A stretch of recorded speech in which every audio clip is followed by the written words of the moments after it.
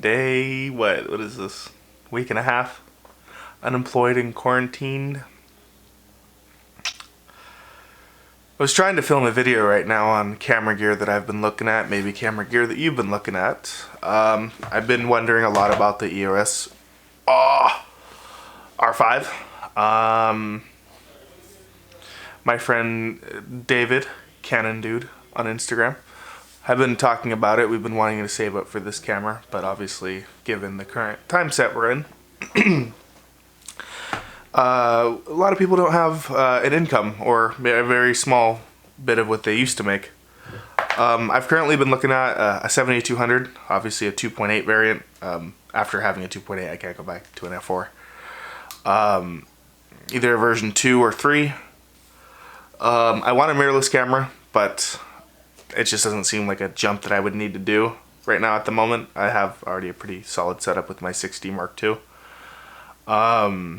I've also been looking at the Canon 35 2.0 IS. It seems like it has everything I'd like. Shallow depth of field, which would be at 2.0 instead of 1.8, or maybe lower, that you could find for a higher price point. I like shooting on primes. They look better, just like what I'm shooting on now. 2.0 aperture is not bad at all. Better than any zoom, unless you discount the 28 to 70 2.0 RF, but let's be real, they're not in the same category. And it has image stabilization.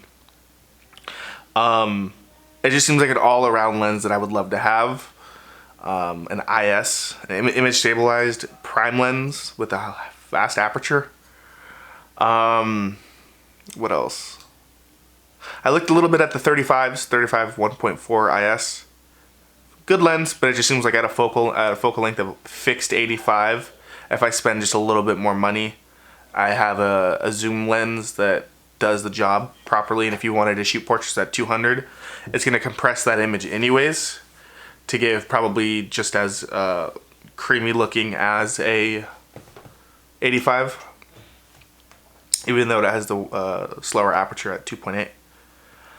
It's funny, back in the day, I was like, how is f4 slow? Why do people discount the f4 lenses? And then once you get a 2.8, you're like, oh yeah, this is really why. Like, the background blur is just so much more attractive. And then eventually one day, if you get a full frame camera, just so the background blur does look more pleasant, you get, like, let's say your nifty 50, like this one. I bought this for $50 used. And then you're like, whoa, shooting at 1.8, and then you even go lower, 1.4, you're like, whoa, the background blur just looks so nice.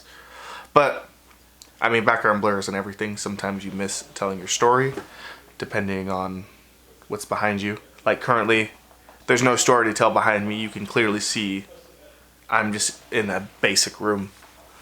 Sorry, random tangent on that. So, I guess Quarantine Questions Volume 1, I guess is what this is. Might as well. So if you guys would let you. Would you guys comment down below what camera gear you've had your eye on? I'm personally a Canon person, but I don't care if you're Canon, Sony, Nikon. Film shooter. Anything, Pentax. If you guys had your eye on any gear, obviously, like, you have a lot of time to be looking at gear. Please drop that below. Let's start a conversation. What gear are we all looking at? And let's talk about, oh, maybe if you're looking at a 70-200 too, let me know which one it is. So yeah, kind of weird video today, but I'll see you guys in the next one. Like I said, please comment below. I'd like to hear what you guys have been looking at. So yeah, I'll catch you guys in the next video. And you guys enjoy your quarantine.